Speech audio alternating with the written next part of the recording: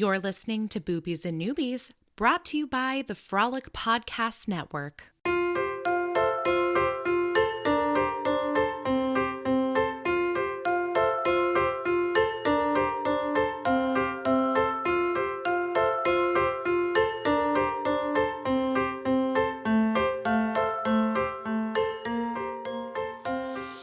Welcome to Boobies and Noobies, the podcast that asks novice romance readers to think outside the dick in a box and brave the unbridled world of erotica.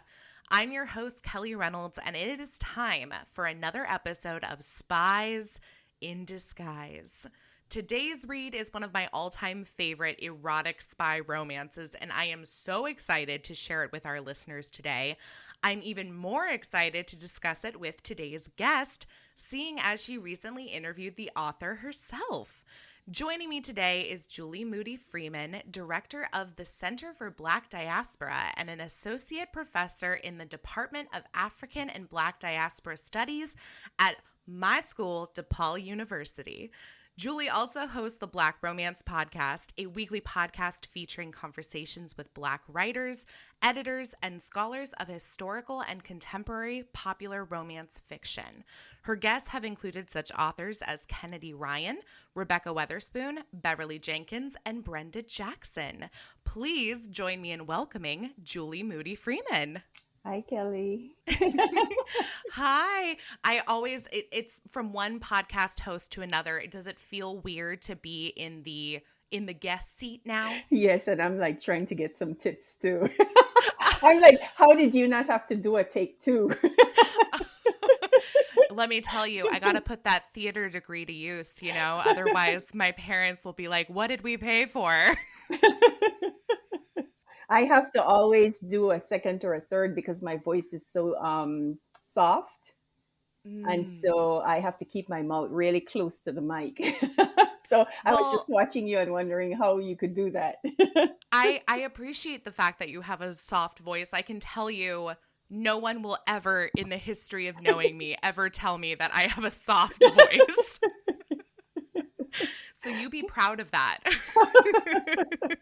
I think they have their advantages and disadvantages, right? It's very true. Like I can be abrasive and you can just sort of lull people into a calm, relaxed Zen state with your voice. Talk to my husband and my child. And then it's a different story, right? Well, I have to mention, first of all, that I am a graduate of DePaul University's MFA in screenwriting program. And so I think it's both hilarious, and super serendipitous that we're only meeting now, considering at one point in time we were on the same campus. Right. What year were you there again?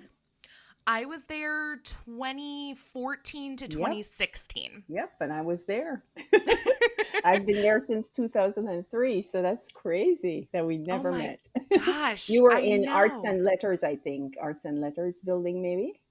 Yeah, and I did do a good amount of time in the Loop campus and not Lincoln Park campus because of the computing and digital media school is in the Loop campus. So I did spend a good amount of my time there. So we probably weren't even on the same campus all that often. No, because I'm a Lincoln Park. Yeah. I teach there. Yep. Well, what areas of study and what courses do you teach most often? I'd love to know.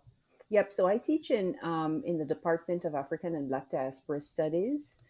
And I've taught there since 2003 when that department was developed. So I came in and another colleague, and we pretty much built that department. Oh wow! So, I know, yeah.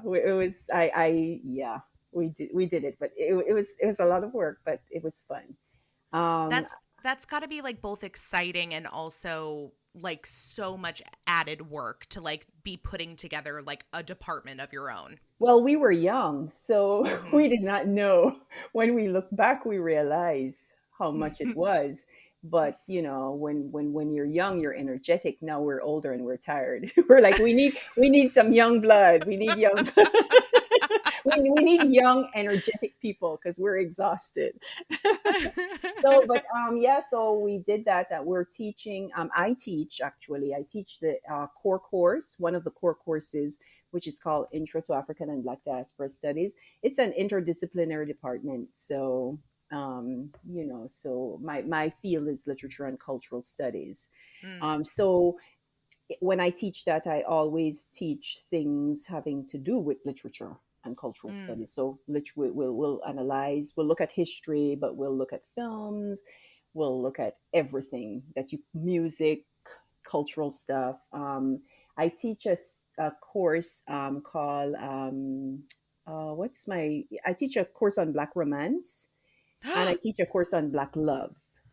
Ooh. So, yes, so I started the course on Black love first, and then that's ABD 220, and then because ABD is the course, the call number. And then I teach a Yes. course ABD 221, which is a course, I think it's called something like romance, gender, and race, or Oh my romance, God. That or is romance, race, something and women, something like that. I would But sign up for that. yeah, so I teach a bunch of different books, including it's slipping my mind. Well, Alyssa Cole, Duke by Oh, Default, The Brightest Day, which is that anthology, so that I can teach yes. several writers. Maureen Smith, I've taught Maureen Smith, Felicia Masson. It just depends from year to year. So I teach other courses, but I think in terms of romance Yeah. and Black love, those are the two that's most closely related to those topics. Well, and it just goes to show, I mean, for all of us out here saying that we want to see more romance novels being taught in colleges and universities, that somebody's doing it. I mean, it's not enough places, but you're doing it. So I do appreciate that. Yeah, and I'm not the only one. Eric Sellinger started first. He's in the English department at DePaul. And for many years, he has taught courses on romance also. So, as a matter of fact, my course, when he's not teaching my course in ABD is cross listed with English, which is Ah, normally his course. So, people are all over now teaching this. This is really becoming an established field of study I'm in glad. in popular culture. So, Yeah. No, I'm glad, like, and both as a writer and a reader. Like I mean that's so, and as a historian as well, mhm, like especially the way that it sounds like your class is laid out, like to tie in what authors are writing about and how it relates to, whether it's the Black experience or what's mhm, going on in the world at the time that mhm, books are being published. Like definitely. that's fantastic. It's the same for filmmaking. I mean, I went to school for film, and films are very much a reflection of the times that they're made in and Definitely. who's making them. So I Yes. love that that's something that you tie into the coursework as well. Yes, yes. I'm going to take your class. How do I sign up? When I teach it again, I'll email you. Yeah, please do. That sounds like I'm a lifelong student. Like honestly, if I could take a class every semester, quarter, whatever you want to call it for the rest of my life, I would be perfectly happy. Yeah, I am just so happy. I'm so happy to see the proliferation of podcasts and vloggers. And it just Yeah. seemed over the past year, or maybe I'm just noticing, maybe it was happening and I didn't notice. But now, but even so, because I would have students, sort of they always had to research background information because they had to do, Hmm. all of them have to give a presentation, and they have to talk about not just the books and deep dive into the books, but they have to sort of back up, because I don't want students to just end up with I like it or I don't like it. There are some books I Yes. don't like, right? But I want to have deeper, more impactful conversations. So I'm saying, well, look up the biography, look up interviews, look up the publisher, what's going on, and so Hmm. they have to sort of do that type of contextual stuff when they present. And I remember them being able to find one or two interviews online. But this world, it's going to be amazing teaching the class, because all this Yes. material will be available with writers. It's You're mm, hearing writers in their own words talking yeah. about what they're doing. So it's going to be amazing when I teach it again. I haven't taught it because I've been the center director. And so, as the director of the Center for Black Diaspora Studies, Hmm. or for Black Diaspora, I so I know, like, for people. So I am an associate professor in the Department of African and Black Diaspora Studies. but I'm also the director for the Center for Black Diaspora. And the difference between the Mm, two is that the department delivers the curriculum, and the Center for Black Diaspora deals with scholarship and programming, that got centers it. around, right? So I teach in that department, but I am also center director. And as that, of course, I can't teach as many classes because I've got to focus on the center. And Right. so, yeah, so I haven't been able to teach as many courses because I've got to teach the core courses for the department. And so, but when I'm done being the center director and transition, I will definitely start back. And I am absolutely excited to be able to incorporate all the podcasts, all the YouTube Ooh, videos, all of that stuff. It'll be I'm so fun. glad. Well, no, that sounds great. And I mean, you're right. It's one more excellent resource to add. And they're very engaging, between like Yes. whether it's videos or podcasts or Yes. what have you. Yep. Well, and it sounds like you're a very, very busy woman. And as if you weren't busy enough, you decided to start a podcast. Right. So Right. let's talk about the Black Romance podcast and just sort of what prompted you to launch the podcast. Um, so,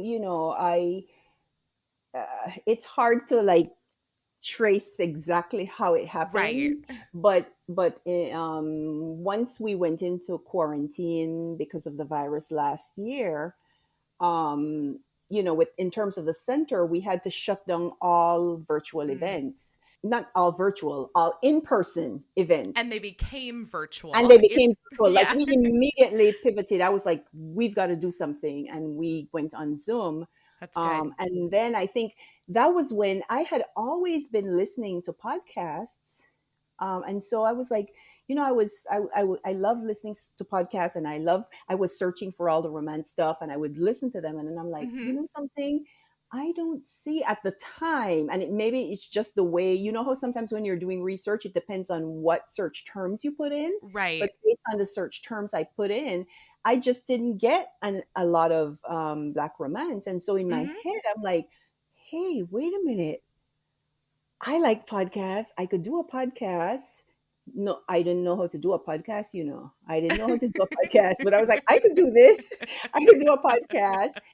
And this is perfect because we are all in quarantine. It would Yep. be something, it would reach everybody, and researchers coming behind me could would be able to have that, right? And it's a series of things that happened because I had written this chapter for Eric Sellinger in this book called um, the Routledge Research Companion to Popular Romance Fiction, and it's edited Ooh. by Joshua Campbell, Eric Murphy Sellinger, and Shuming Teo. And in it, I have a chapter on African American romance where I studied all that had been written, scholarly Mhm. articles. And of course, there wasn't much, but there was a lot of journalism. A lot of the journalists were producing, like in time, this sort of historic information. So I Yeah. included it.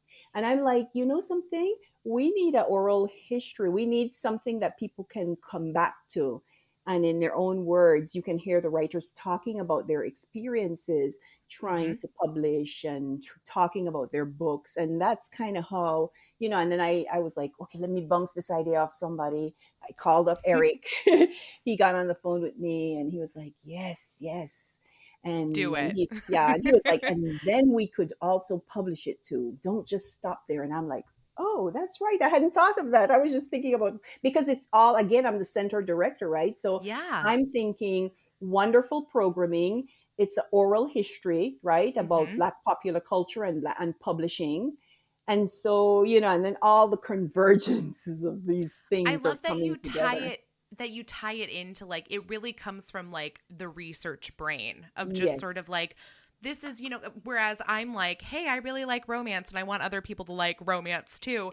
Yours is like, well, I want to leave a legacy and I Yeah. want people to be able to look back to this. Like it's a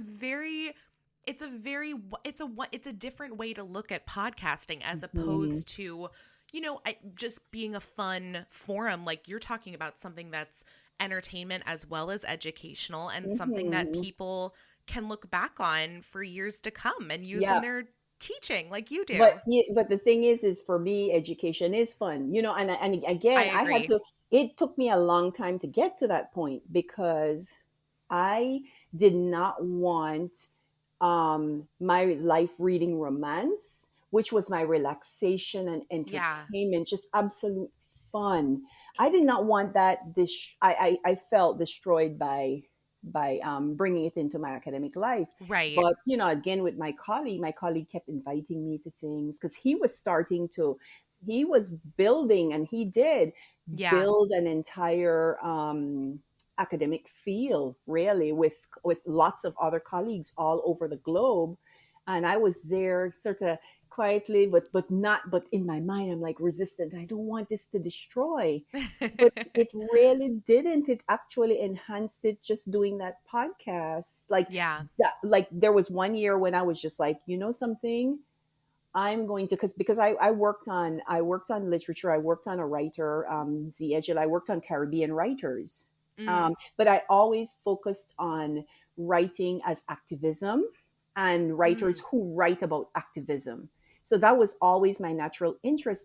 And so as I was reading these books, and I kept going to the different conferences that Eric and PCA had, the Popular Culture Association, as I kept writing, I started noticing certain patterns of it's not all the books, but there are some writers who are setting their love story in Mm-hmm. centers for children with AIDS, in communities that are depressed.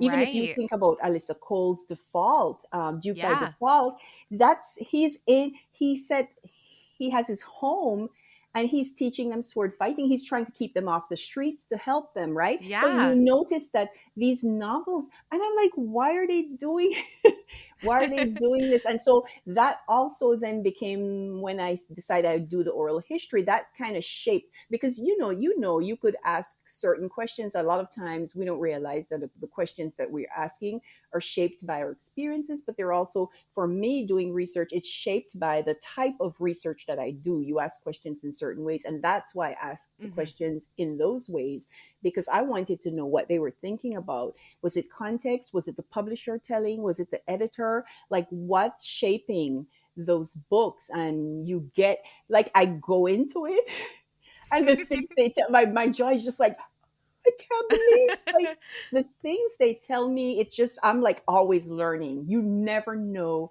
what to expect when you go into an interview. No. You Well, never. and every author, and I'm sure you've learned this from the podcast, is every author has a different publishing experience. Yes. Every author has a different story to tell based on their own life experiences. Yep. So, I'm curious, between all of the interviews that you've done thus far, Mhm. um what have been some of the similarities that you found in the interviews, especially considering like such a broad range of authors that you've spoken with? Um, it's a tough question. I think maybe two things. The first that's coming to my mind, just because I ask that question always at the beginning, and I ask them about what did they read? What Mm. did they read that? And so for me, they're all voracious readers. They're voracious readers of everything, including all types of romance. Yeah. So I think I would say that that's the first thing, that these writers are readers. Some of them, there are a couple of them who will say, "I didn't read at all. I didn't." There's one that's going to release next week. I'm not. It's going to be a surprise. But there's some. She was like, "I don't. You'll be surprised, Julie. I didn't." Right? But then she did. So Yeah. but I would say in common that would be one, and maybe the next one is they are really, in terms of, there's a question that I ask in terms of representation, and Mhm. representation of Black women and Black men in their novels. And they always say that they want, I don't want to misrepresent them, but they want people to understand that Black people love, they're human beings. Yeah. Yeah. So I Duh. think, yeah. So over and over, they'll have different ways that they look at it in terms of representation, but you can kind of see that they're very Mhm. conscious of, of how Blackness is represented, because for them, in their lives, they see it, right? Right. So in their lives, they see that Black people love, but perhaps not perhaps, but media images at times, or popular culture images, it gives you Don't reflect a that. different right. And Yeah. so in terms of, especially in terms of Black love, a lot of times the images that you will see will be images of, crime or something happening to Blacks. They've been killed or beaten. And Yeah. so these sort of counter images of, and I'm not saying that they deal with some of those images in their books, but they also want people to see that Black people love. The Yeah. happiness, the triumph, Yes, the happily yes, ever after. I mean, it's yes. love Yeah. is a universal theme. And it's Yeah. something that, I mean, that's one of the things I love about romance is I'm like, it doesn't matter, it Yes. shouldn't matter what Yeah. race you are, gender you are, how you identify with your sexuality. Like Yes. love is love. Like you We should all be able to love. connect to a love Definitely. story no matter who it is that's falling in love. Definitely. And for those writers and for myself, we started reading white writers. I started reading Barbara Cartland, and Mhm. so so for those writers, that whole idea of love, and this happily ever after is just the most wonderful thing, I think, in this genre. Yeah, I Hmm. agree. I agree. Well, is there a favorite episode of Black Romance Podcast or one that you would maybe recommend to a new listener to start with? Oh my gosh, I can't choose. I It's can't like choose. choosing your favorite They're child, all right? good. I think, right. I cannot choose.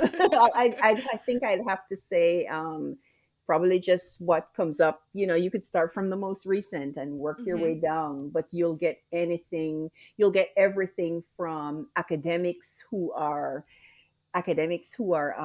writers. Right.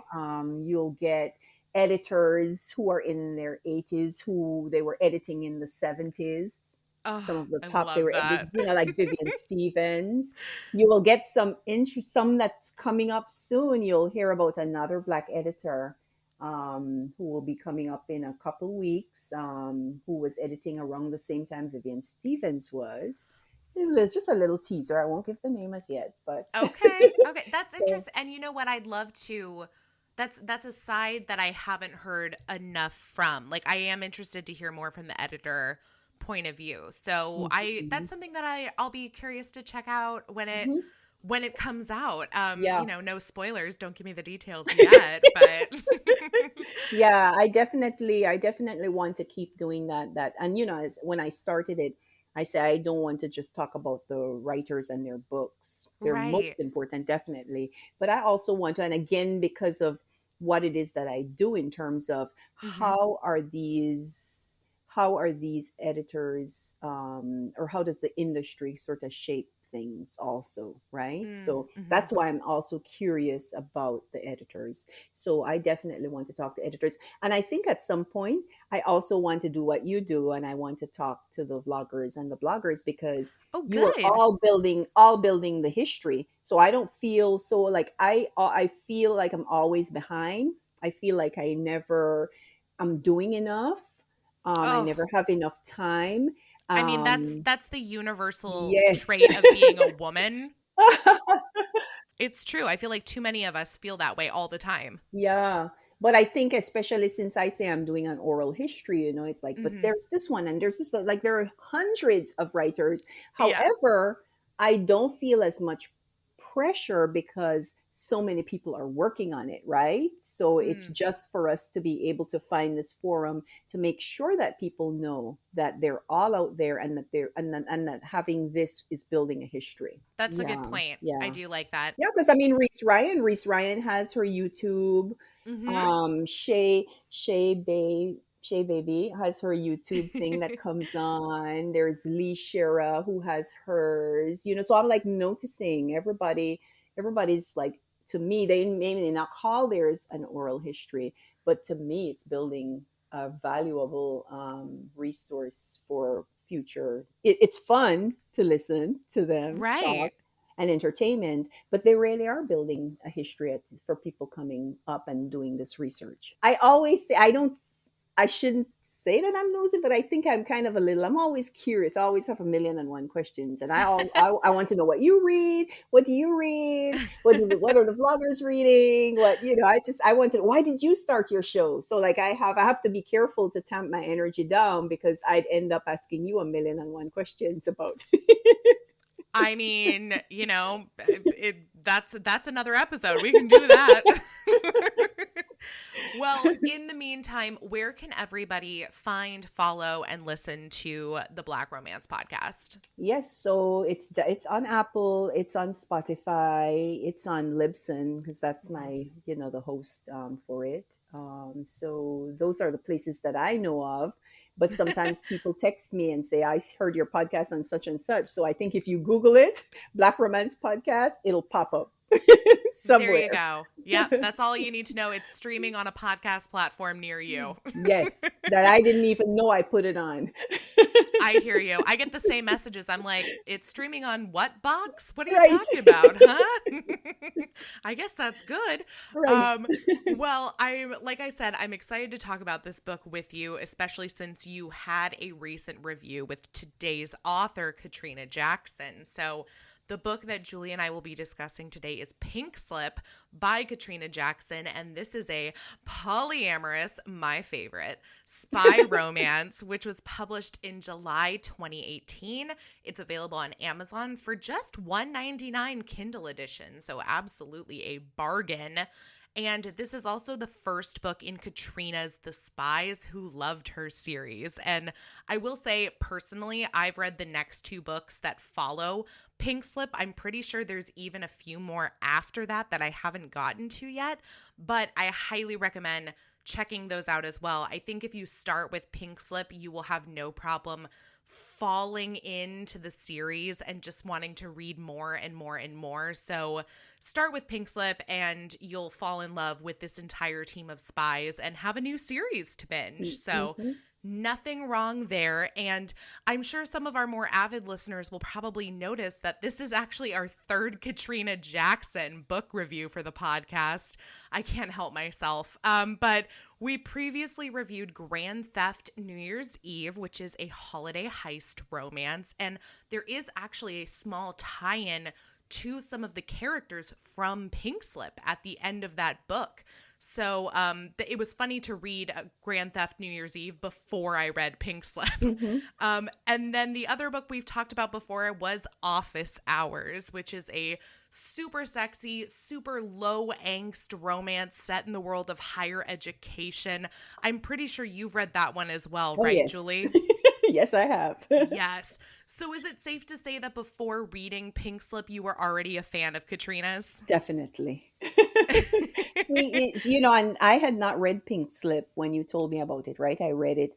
And then when I was done with it, of course, because of Kenny, I immediately clicked the Kindle. Oh, yeah. And bought the other one. So I just started reading it. I haven't finished it as yet, but like that's what she does with you, right?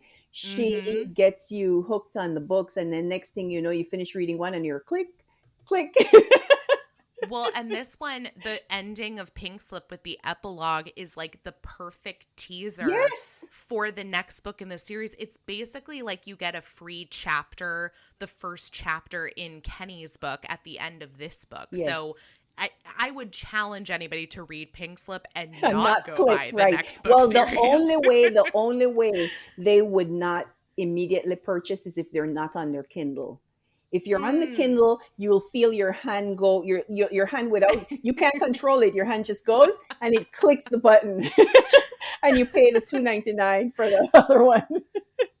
Which is 400 pages. I thought it was going to be a shorter one like this. So I was like, I'm going to knock this out this morning before the interview. And then I clicked and I started reading, and then I was like, let's see how long it will take. And I was like, whoa, 400, yes, it's 400 pages, but no, I can't finish this before the interview. Right, like, yes, it's going to last longer, yes. And I love that, but also, no, I wanted to finish this, like, as soon as I could. So I am eager to go read this tonight. But anyway, we'll back up. I guess we're moving ahead. we'll talk about that one in our next That's Katrina right. Jackson book That's review. right. Yes. Well, and like I said, you interviewed Katrina in a recent episode of Black Romance Podcast, so I hope everybody goes and checks that out after they listen to our review of Pink Slip. I'm super excited to dive into the book, but before we get things started, we are going to take a quick break. So everybody make sure you stick around because we'll be right back with our review and ratings after a few quick messages. Welcome back to Boobies and Noobies. It is time to dive into our review of Katrina Jackson's erotic spy romance, Pink Slip. Let's kick things off with a brief synopsis straight from Goodreads.com. Here we go.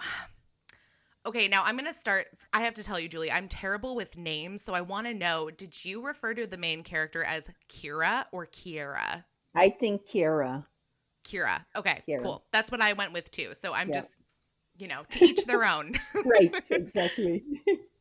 Kira was a poor poet looking for a job while she worked toward her dream of becoming a published poet. One day, she accidentally becomes the personal assistant to married spies. I just love that sentence because, I mean, how often does that happen? Right. That's the beauty of it. Oh, for the last 3 years, she's lusted after them, not very secretively, until finally she decides it's time to move on with her life and gives her notice. During her last week of work, her bosses whisk her away to Serbia for a top secret mission that only she can help them complete. And in the middle of dispatching a European dictator, because of course, why wouldn't you do that your last week of work? Kira and her bosses give in to their deepest desires. Pink Slip is the first in an erotic suspense spy comedy series that wonders what James Bond's receptionist's life might have been like if James Bond had a wife and they both wanted to shag the receptionist. But the dirty American version of that and all of the possible entanglements in between. Oh my gosh. I mean, if that doesn't just have you wanting to read, that's a great way to think about it too. Like if James Bond had a wife and they also had a sexy receptionist and everybody wanted to have sex with each other, that would be Pink Slip. Oh my gosh. So I'll turn it over to you, Julie, and ask initial impressions, overall thoughts. What do you think?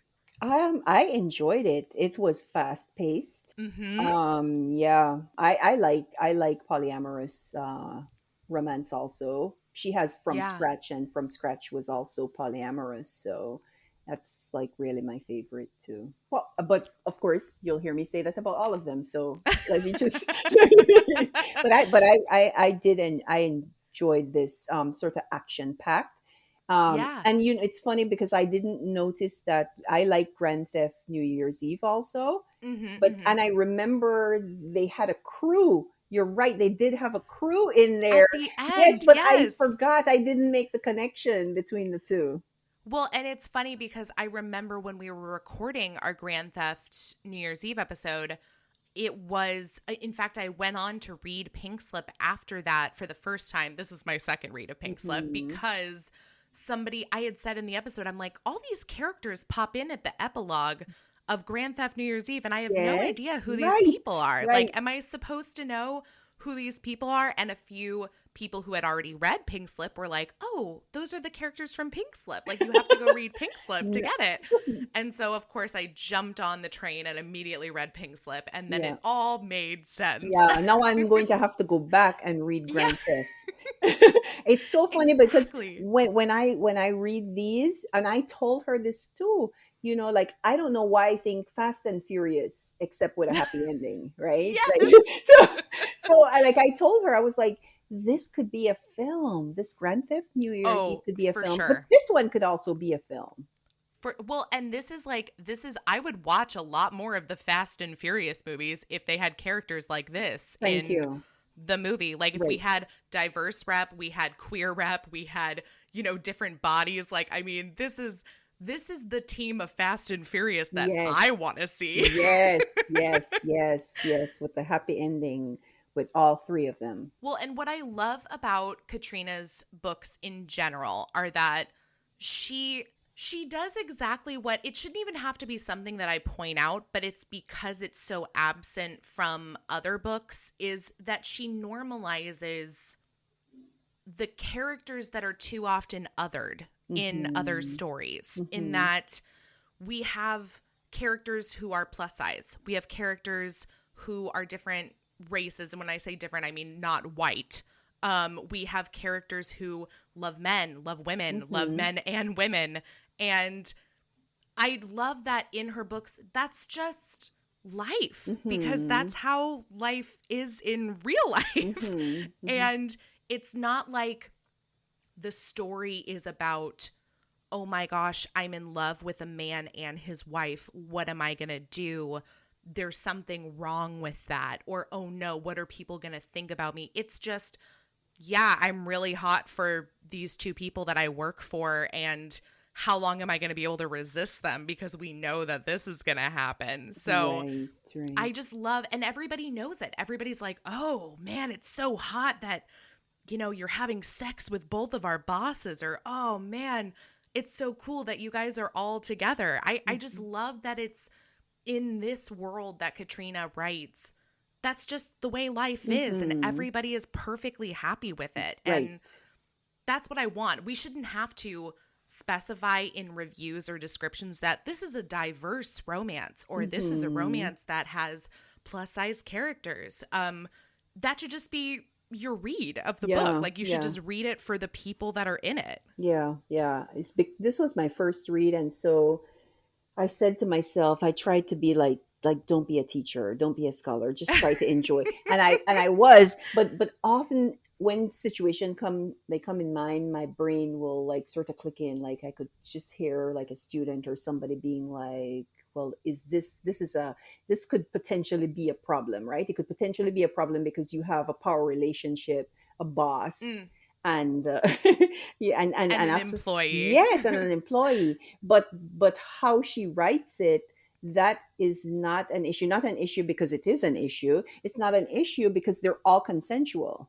And Right. right, and so I like the way you described it, because that's exactly how it was. This was not a problem. This was not them taking advantage of her. These No. were three people, and this is a world in which even her friend Maya and Kenny, nobody's judging each other Mm. on it. Just is.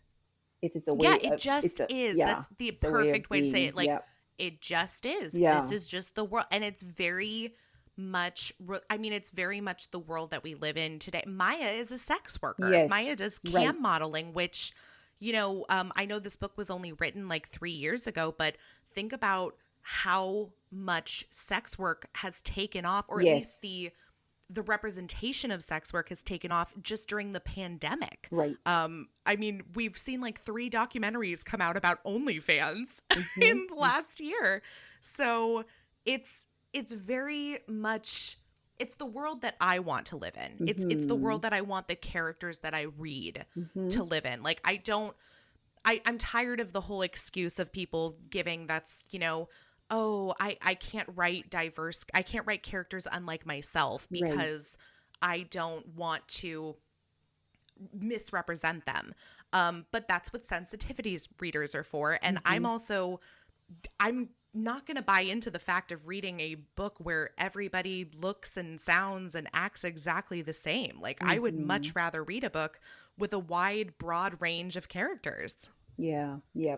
There's another moment in the book for me again, because I said, don't do it, but my brain clicks in again. And there's thinking about usually the representations of queer, right? Of Yeah. queer people, gay men, lesbian Mm-hmm. women.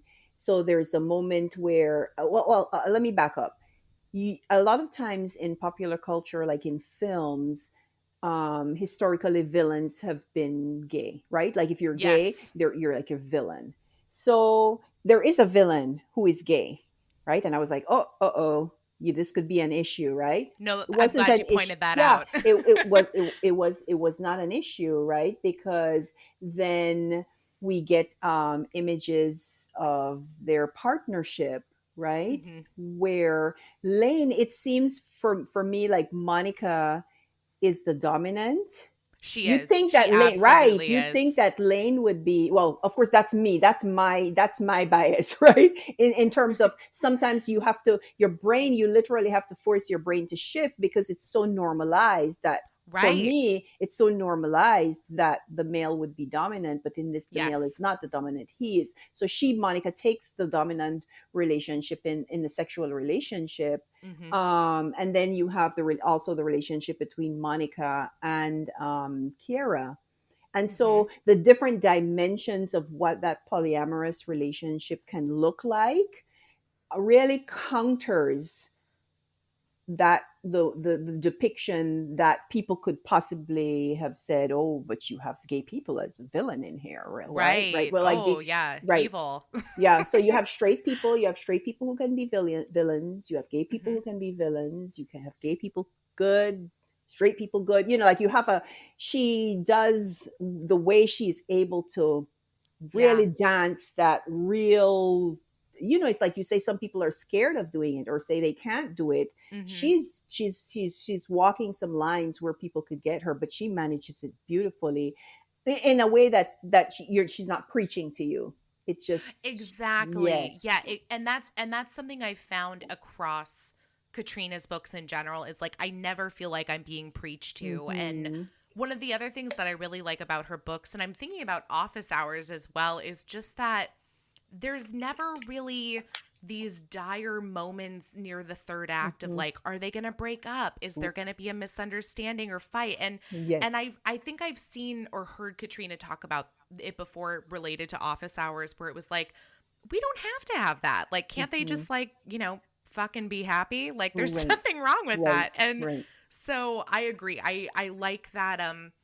Obviously they're spies, like that's problematic, and they want to protect Kira, who they're very attracted to her, and at the same time she's also very attracted to Hmm. Monica and Lane, but they want to protect her. And I like that by the time we get to the end, there's no question of whether or not they're going to be together. It's very Hmm. much like, we tried to give you up, you tried to give us up, it didn't work for either of us, so we're together now, Right. deal with Right. it. And she also is very fussy. And Yeah. in a way, it's interesting because her personality too, there's a bit of dominance in her, and right? and Yeah. submissive And too, like submissive. it's Yes. At the yeah, same, because yep. she talks about, one of the things I love that Kira talks about is like, I love serving them. Like I've Hmm. gotten so used to being their assistant for the past 3 years that I know how to take care of them. And I mean, that's also an act of a good dominant as well, is like Hmm. the care, the aftercare process, Yes, yes, of like yes. being able to take care of your submissive's needs. And so yeah, and there's multiple moments where she tells them like, we are not going to do anything Right. until you make me happy. So Yep. she's very much in a power position, and she's technically the submissive as far as like their employment power ranking would go. Right, right. I love how she also negotiates, the pay. Yeah. I need the raise in the pay. Was that going to be happening? You're going to pay me back the Right, money from that stupid writer's retreat right. that you That's sent you. me on. Yep, yep. $3,500, I think it was. And she even said, she's like, plus I'm gonna need like extra for like the trauma that this has caused, like hazard pay. There's something I saw in the acknowledgments. I'm just always again, this curiosity about the writer. I And love the did acknowledgments. you I see that? love reading them. Yes. And she talks about how she, what is a story I decided to write, certain that no one would read it. She had Mm-hmm. a vivid dream about Kira, Monica, and Lane. And she writes the story primarily because it was a story she wanted to read. There are bits and pieces Yes. of me in all these characters, and writing them made me happy in a moment when I wasn't. This is something that showed up in the podcast she did with me, where she Yeah, I talks of, remember. yes, yes, where she's talking about, you're going through like something, it's very rigorous, it's very Mm-hmm. stressful going through tenure, and to be able to switch over for her, be able to switch over and write creatively like this, takes her into another world that you need to Yeah. sort of decompress from that academic world and all the stresses of it. I can imagine. I mean, Yeah.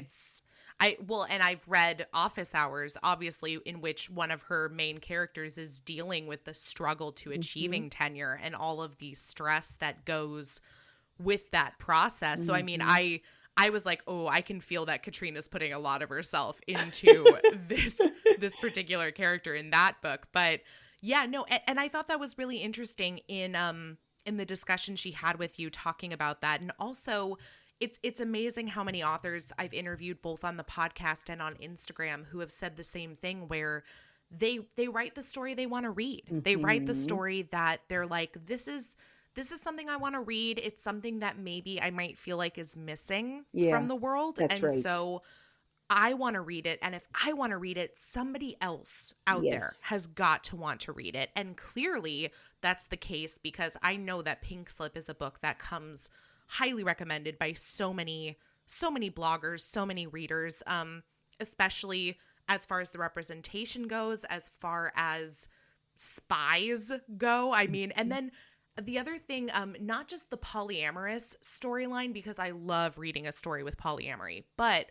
reading a story with a married couple where they're already married, they've been married for many years. Hmm. That's not a story I get to read enough in romance. I don't get to read enough stories where it's a lived in relationship, where we're not seeing them fall in love. We're seeing how has that love lasted Oh, over the past yes. like decade or so. Right. So I really enjoyed that, and I really love the love between Monica and Lane. Yeah. And the thing is, to talk about that established marriage, there is Mm-hmm. nothing wrong with the union. Why they want Kira. You know, No. a lot of times, sometimes you'll read that in book where it's set up as, you know, that is adding something that was missing. There's Yes. nothing missing in their Yes. relationship. They have a loving She's just the relationship. cherry on That's top. right. Yeah. Yes, with cream cheese icing and Yeah. It's so true. No, that's a great thing to point out, because you're right, is usually it's like a marriage in trouble hmm situation where people start considering other options, like how do we spice this up? Do we have a hmm threesome? Do we bring somebody else in? But no, they had a very, not only do they have a excellent marriage, but they also have a great working relationship with each hmm other, in which Monica is the lead. I mean, Yes, she really is the team lead, she is. and Lane does not resent her Nope. at all Nope. for that. Like, he 100% is behind Monica taking the lead, both in their bedroom as well as in their work together. So hmm I hmm loved that. I just loved seeing how people play differently with dynamics between genders, Yes. between anything that flips the quote unquote norm hmm on its head. I mean, I shouldn't even say the word norm, but it's just the norm that we've been conditioned to Yes. accept. And so I love seeing that challenged and toyed with and flipped on its head. Yeah, that definitely was going on. I was thinking about that. I was thinking, oh, this could be in a women's and gender studies course where we talk about Yeah. gender. Yeah, yeah, gender norm standards, I guess, things that we expect. Because even for me, like I say, and I always tell my students, like, just because I'm teaching in women's and gender studies, or I teach a Black feminist course. That's another course I teach, right? So just Okay. because I'm teaching Black feminism does not mean that I'm immune from, certain biases or things that the way I've been raised, right? And that life Right. is about a constant sort of decolonizing and sort of learning new ways of being. And Yeah. so when you look at this, you can see her playing with the idea of dominance, submissiveness, male, Mm-hmm. female, who's in control, who's not in control, that kind of stuff. There's something else that popped up in here too. I think Monica. Okay, so I said that I did not feel that she depicted it in a way where there was something lacking in Monica and Lane. Mm-hmm. However, there's also a portion where with the relationship, with Kira coming into the relationship, they learn things that they didn't know about themselves. So for Yeah. Monica realizes that she's sort of this sort of serious, not unsmiling kind of individual, always in control, don't really need Mm-hmm. anything or any, she always has everything down, together, but she realizes with Kira, when she's there, how happy she makes her. Even not that she's not happy with Lane, but even more, Kira giggling, just smile, making her smile. Mm-hmm. I feel like there's like a transformation. I think at one point, the novel talks about Monica smiling in a way maybe Kenny sees her do it, or somebody sees it, right? She smiles in a way that she had never done before, not because she Yes. was unhappy, just it adds more, and then sometimes different people bring out certain things in you. So I don't know if I'm imagining, I might have to read it again, but I feel like that it was subtle, but that was there No, I also. agree. Yeah. Well, and I think that's why when people discuss polyamory in general, at least my friends who are polyamorous, and we have these conversations about like what that means for them, and obviously it's different for every person, but you Yes, know, yes. it's not. I think some people have this misunderstanding that polyamory means having sex with 8 different people at once, or like Hmm. you're just looking for an excuse to get out and partner with more people, where at least in my experience of talking with friends who are polyamorous, that they have somebody that's like their best friend as a partner, Hmm. and they have somebody who is maybe more for like the sexual stimulation in their relationship, and they have Hmm. somebody that's Hmm. like the excellent cuddler and caregiver in Yes, their relationship. Like yes. you don't necessarily have to derive all the things you're looking for from one person. And Yes, this is, I yes. think, a great example that shows that. And it does it in such a way that's hilarious to me, because they're spies. Like, you never would have thought, like, oh my gosh, I'm going to read this super sweet romance with, this threesome discovering like all the things they bring out in each other, but they're also like murdering people in They are. Serbia. Yes, yes, yes. There are parts of it that are graphic, just like it is in a Fast and Furious movie or some Yes. type of adventure pack. What's his name? Rocky Balboa or Arnold Mm, Schwarzenegger Die or Hard. yes, you get those in here. So I want to, before I forget, yeah, I think a lot Mhm. of times in relationships, and Bell Hooks talks about this, and she has this book series on love. She has Mm, all about love, where she sort of defines love, and then she has salvation, Black people and love, and then she has a third one, communion. Those are the three mm, that's off the top of my head. But in one of them, I think she talks about how a lot of times, in relationships, it's almost like we feel like the one person should like have everything. There's no one individual that can I'm give you. guilty. I mean, I know Me I'm too. guilty of I was that. about to say that because when you were talking about how the friends that you have and how they sort of talk to you about what that Yeah, relationship is like, and what and different individuals bring to you or bring to each right. other, right? Or bring to the group. Yeah. um that is true, that a lot of times in these relationships, and myself included and mine, and I've had to learn that one person cannot be everything for you. And a lot of times when you come and you impose these things, and sometimes don't even tell people that these are the things that you expect, that are expected from them, You wanted just from the. expect them to somehow Yes. know. Right, right, right. Yeah. So I think I brought a little of those type of, and I always try to be honest with my students. Sometimes when I'm reading with these little biases that I don't even know. They sort of Sure. emerge when they trigger. So I'm reading this and I'm looking for these moments when, and I shouldn't have done it, but I did it anyway. Like, will will Lane give Monica more attention than, there's a point where I Mm-hmm. think I think it's close to the end where Kenny walks in and Kira and Lane are fooling around, and Monica Mm-hmm. is in her office, and I'm like, wonder how Monica will feel about that. Like Is they she should be okay with together, this? right? Yeah. Yeah.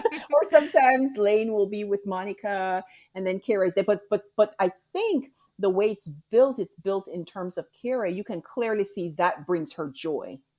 That brings Yeah. her joy. She enjoys not only joy, but it what's the word that she's aroused? Maybe is that a word? Mm-hmm. It Yeah. really it heightens her arousal, I think, to be able to see the love between Monica and Monica and Lane. So Yeah. that was an interesting thing, interesting I guess triangle, an interesting thing Yeah, because to look. nobody's getting jealous of the other Exactly. one. Yes, And yes. I think the problem is too is the reason we have that initial thought. Like that's the first thing, one of the first things you think about when That's you yeah. do see like a love triangle, or well, that's exactly it, is we've been pitched this idea of the love The triangle, triangle. Yeah. not a love unit, like not Yes. like a circle where the Yes. love's just going around and around. No, we've been told for years love triangle, Yeah. and she must pick one, That's and exactly they are it. gonna battle for her heart until somebody dies or turns into a werewolf or whatever. Yes. And it's true, we haven't had a lot of great depictions, especially, thinking in terms of like movies and TV, of a successful Mhm. polyamorous Mhm. relationship. And Mhm. so it's nice to see one in That's Pink right. Slip. I'd love to see more in general. Yes, yes, yeah. And you see it in Rebecca Weatherspoon too, and Katrina Yes. talks about how much she loved Rebecca Weatherspoon's book, and we talked about, Mm-hmm. now I'm recognizing some similarities in the way they handle characters. One of the things you talked about a few minutes ago was the lack of there's not things are not an issue, they just are, Mm-hmm. right? It's just a Yeah. way of being and living. And so one of the things Katrina talked about was when she's building her characters and her plot, the conflict is external. The conflicts, Yes. yes, that's very important, right? Because in this story, that's how it happens too. There's not drama between, oh, you're kissing her and hugging her and you're not giving me enough attention. There's none of that. The thing is Right. with the gang, and and solving whatever. We Yeah. don't get the background really of who is ordering Mm-hmm. them to spy on the gang, or whosoever is Just supposed the to villains. We agency. Yeah, we know that that is there, but that is the conflict. That is the Yeah. conflict. The conflict, just a tiny minor one, is the fact that they just let her go Mm-hmm. that first Yeah, time, exactly. And right? that's Yes. kind of like what I was expecting if there was going to be like the third Yeah. act, breakup moment.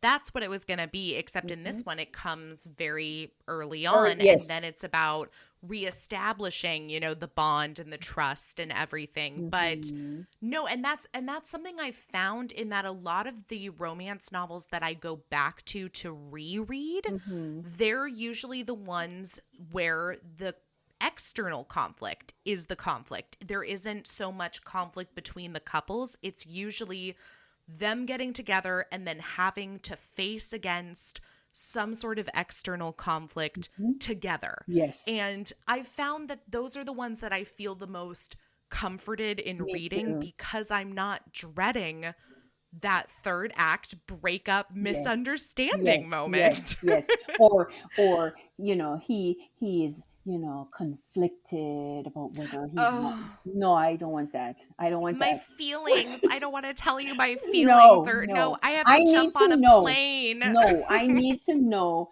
that you're invested in this relationship. There's nothing but this heroine for you. She is your Mhm. world. Whether she has a soft belly like Maya, her breasts sag, you know, she is his whole, or they are their whole worlds Mhm. together. Mhm. That's the type, and I think that that's what this brings to. That's Yeah, what Pink Slip is about for I me. agree. Yeah, so I think No, like I you, I'm completely drawn to agree. that. Yep, I'm drawn to that. Well, and I'm drawn to that epilogue, like we mentioned at the end, where it does give you a nice little preview of whose book is coming up next. Hmm. And for one, I'm excited for people to check that one out too. Like I said, I've read the first 3 in the series, and it's a fun team. And so you know that you're also going to get peeks of the characters from this book That's in right. other books, That's right. which Yes. I love. I think when you fall in love with not only the one love story that's going on in each book, but like the actual like core group of characters, then you just want to keep reading. You just want Yeah. to be brought into the family, the Yes. spy family. But Yeah, I can't wait. I'm at the point now in the second one where they tell Kenny, "We know you were in the chat room." So like I didn't know why you thought gotcha. you could yeah. And yeah, so it's getting hot, and Maya so they're at Maya's house now and trying to get her to come Mm, into this spy team. And of yes. course Kira is very upset about Yeah. Of course. Well, speaking of hot, we would be remiss if we did not mention some of the sexier moments in Pink Slip, and there's a few to choose from. So I'm wondering, Julie, did you have a particular favorite sexcerpt, as we call it on the podcast, that you either wanted to discuss and or read aloud for the group here? Oh my gosh, I don't know. I'm not prepared. I don't know what to. I don't have a passage. I'm trying to think what I could. I think maybe what I'm remembering the cuddling maybe.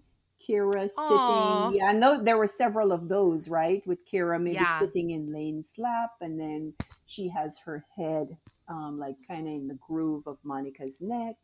Mm-hmm. So I think those are the and I think it happened several times when they're Yeah. on the plane maybe. So I think that's what I remember most A of lot of all. touching in general, like Yes, just sort of like yes, yes, everybody always finding ways to touch the other people in this triad, where it's just, whether it's the neck or the yes, hands or like a hand on the leg.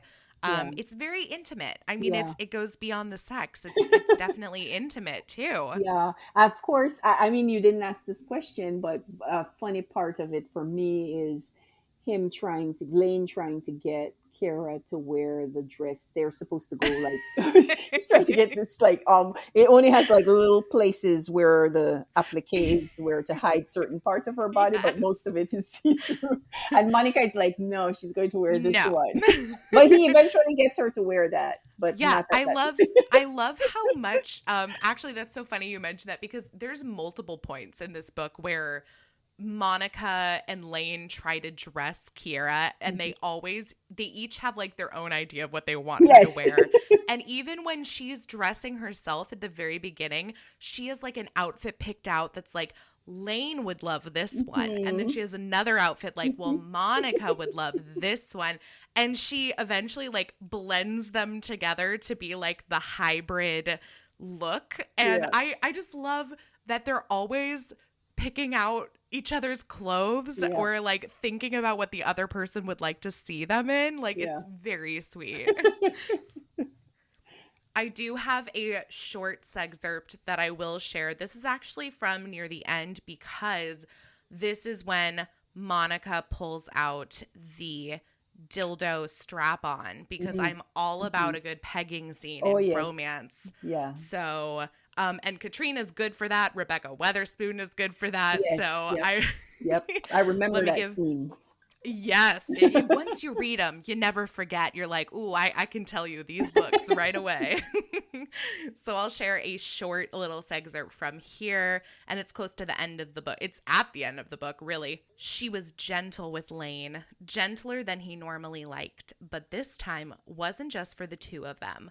Monica penetrated his ass slowly, enjoying the way he gasped and groaned for more, and the way Kiera's hand smoothed along his back, soothing him, her eyes locked on Monica's dildo, slowly sinking into his body. Does it hurt? She whispered the question, and Monica was unsure if she meant it to be heard and expected an answer. The good kind of hurt, Lane said. He groaned. Monica was finally fully inside him. She locked eyes with Kira, their hands meeting as they both rubbed his back in soothing sweeps. Oh, I Yes. love it. I mean, it's hot, but again, the intimacy there is Mm-hmm. just like everybody focused on everybody's pleasure. It's so Mm-hmm. nice. Yes, yes, I do remember that scene now. Yes, I love it. Yeah. Oh, man. Well, okay, Julie, I think it's time for us to wrap up and give this book a few ratings. So, here on Boobies and Noobies, we rate for heart, humor, and heat on a scale of 1 to 10, 10 being the very best that it could possibly be. So, in your opinion, let's start with heart. What do we think on a scale of 1 to 10? What do you mean by heart? I mean, the love, the feeling, the emotional connection between characters. Okay, I'll give a 10. Okay. I can That already, was easy. I can already tell you it's they're all 10s for me. So just we can go through it. Like, why bother? We already know. No, I think that's totally fair. And what I always love too in romance is seeing how the heart extends beyond the main couple, or in this case, throuple. Like, I love Mhm. seeing that there really is a lot of love between all the spies in this, like, Mhm. Yeah, they really are like a found family. And they so are. I love the love that goes between them. And I know that that love only gets greater as the series goes on. So Yeah. um Yeah, they I'm really I'm do take care. They do take care of each yes. other. Yeah. I mean, you already said tens across the board, but humor. Hmm. Yes. I'm trying to think in terms of humor. Probably, I think probably the interactions between the different Hmm. spies, right? And okay, I'll tell you which one gets me the most. With Lane is Lane always has to like break things down and explain a Right. lot, and there's this hint that he'll just go on and on and on about stupid criminals, about criminals who do the wrong thing, right? Whether I think maybe I don't know if I'm mixing up the second book with the first book anymore. But there's I mean this may be the second one where they sort of like blow up a van or something, but the van didn't have did that Oh must be yeah. the second one, I think, where the van didn't have they had the van without somebody like being a lookout. And he's like, why would you Hmm. leave your van like that? So, there are always these. What's funny to me is the characters, whether it's Kira or whether it's Kenny or somebody, they're always talking about how Lane is always complaining about Yeah. criminals who are And stupid. he's got his southern drawl. So I'm Yes. like, I love just imagining too that he's married to like this badass no shit taking woman, and then he's got like his silly southern drawl, like making cracking jokes personality, and then Hmm. Kira's kind of like the balancing act between the two of them. But no, I think there's a lot of humorous situations. I don't think I would give it a 10 just because I compare a lot of the books I've read to other books I've read, and thinking in Hmm. terms of the ones that have really made me like laugh out loud. This one wasn't that for me. Hmm. I do still think that there are some very humorous situations, and I like the add in about halfway through of the rest of the team, because I think like Kenny and Asif and Shantae, they all kind of like lighten it up as well. Hmm. So for me, I'd probably go like closer to like maybe like a 7-ish as Okay. far as like humor goes. Okay. But it's definitely not an angsty, emotionally sad read. So Right. like, keep Yeah. that in mind too. Yeah, that's not in mind, but do be prepared for some of the violence that like Yes. you would see in a movie. Yeah. It Yeah. was it was definitely a lot more violent than I thought it would be, because I just kept thinking spies. I guess I didn't really tie in the fact that spies were like also, at least in this book, they're also assassins. Like they're Yeah. prepared to like take Yeah. people out. It's But it's like I mean, it's yeah. exactly like the description, like James Bond. Like this is what Yeah. we would see in a James Bond film. You do what the job is. If they Yep. tell you to take somebody out, you take them out. Right. So Right. Yep. there you go. And then the last rating is for heat. What do we think? Well, you already know mine. So I'm curious to see what you have to say. Oh man, okay. I want to say when it came to office hours, I think I gave it a full 10 out of 10, because like half of that book was them having sex. Oh, And no, no, you're making me. I have to go back to read it. oh no, I'm making you, yeah. I, You're going to have so many books to reread after you, us you talking know about it. Pink Slip. You know it. Yes, yes. But this one I still thought it was very hot. I I think there were a few scenes where like they would start getting intimate, and then it was kind of like, and then he put on a condom and we, had really hot sex. And so there weren't like a lot of details. Maybe I was just really horny. I don't know.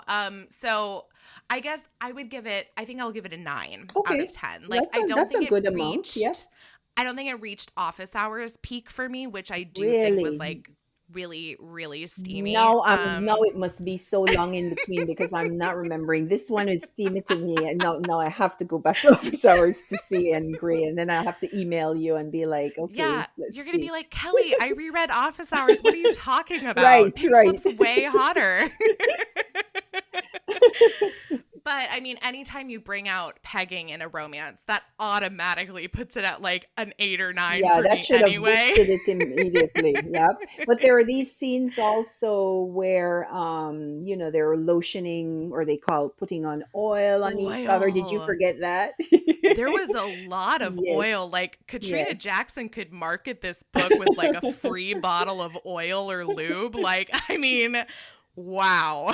Yeah, but what I kept thinking to myself, I remember the first time I saw it, and then they put the dress on her, and I'm like, will the dress get oily?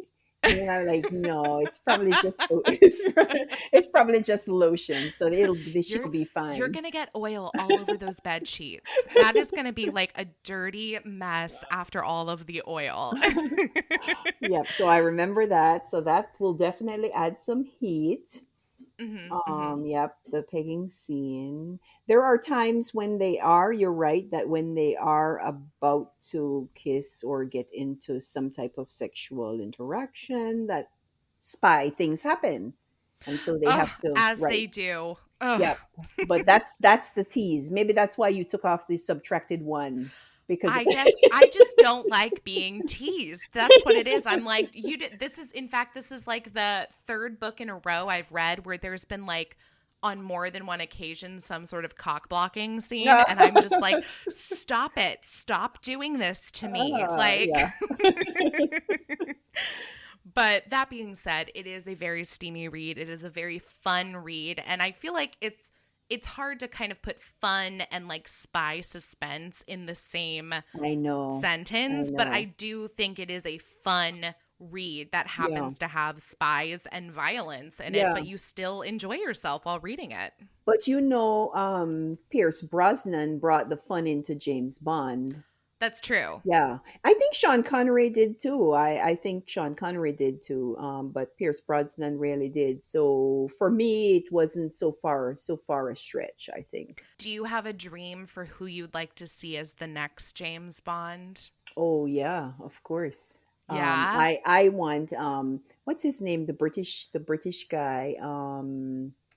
Everybody loves him. He was in those Thor movies. Is it Idris? Yes, Idris Idris Elba? Elba. Yeah, yeah, yeah. Yeah, that's one of the Yep, rumors that I've seen like circulating the internet, and I would love yep. to see Idris Elba as Yeah, James yeah. Bond. Some people say they want the Bridgerton actor, but I'm an Oh, older person, so for me, Idris like fits my kind of image as opposed to the young man yeah. from Bridgerton. And that's what Aha, Jean Paul. yes, Yeah, yes, yes, yes. and you know what? Yep. I can see him too, but they would be different James They Bonds. would, Like they would. Yep. he would be like the young, Hmm. suave. He has that really impeccable like one eyebrow lift. Like I can Hmm. totally see it. But then Idris is like a little older, a little more weathered, but Hmm. like in a really sexy way of like I've been places, I know things Yes, kind of way. yes, And yeah. I oh man, I I know. could really get on board with either one, I feel Okay, like. well, you must be in that midpoint, because I think if I was young, I definitely would go for Regé. I forgot his name, but I would go for him. I know it. If I was young, I would definitely go for him. But as an older woman, I'm for Idris. Yeah, Regé-Jean Page. That's his Yeah. name. Uh-huh. There we Yes, go. that's right. That's So, right. and he's very, and I will say, when I saw him on SNL, he hosted Saturday Night Live a few months ago. He was actually really funny too. Like I was Hmm. really surprised. So I don't know. I mean, I guess if they wanted him to have a little bit of humor, that'd be fun too. Yes. But Yes. there is something about Idris. Like when I think of Idris Elba, the word that comes to mind is distinguished, and I I like that. I like Uh-huh. a good distinguished British gentleman who also, Can be a bad can boy too. can be a bad boy and Yes. assassinate people and like Yes. order martinis and like Yeah. I'm here for it. So Yeah. I'm getting into yeah. this. I'm really getting into this, Kelly. Okay. Okay. We're gonna, yeah. So if anybody out there in Hollywood is listening, now you know our thoughts Right. on James Bond. Right. Oh gosh, we'll see. Watch them pick somebody completely Yes. That's unrelated, off our but radar. oh well. I'll still watch it. I will. But well, this has been such a delight chatting with you, Julie, and I'm so glad we talked about this specific book. And I, am so excited to see who comes up next on Black Romance Podcast because I've thoroughly enjoyed all the episodes that I've listened to so far. So I hope everybody else checks it out, especially your episode with Katrina Jackson, which by the time this episode releases will have come out maybe like 3 or 4 weeks Yeah. beforehand. So I think just listening to Katrina talk about her writing process and journey will give you a lot of insight into, who the author is of the book that we're talking about. So check it out and check out Black Romance Podcast. And thanks for chatting Pink Slip with me, Julie. Thanks. Thanks first for inviting me, and Of then for course. giving me an excuse to read another book and go right now and get off and read another book. And then you've got some rereads to do. So yeah, it sounds like a Katrina Jackson afternoon for you. Yeah, it'll be a Katrina Jackson summer. A hot girl summer. Yep, there you go. There's the new hashtag Katrina Jackson summer. Yes, yes.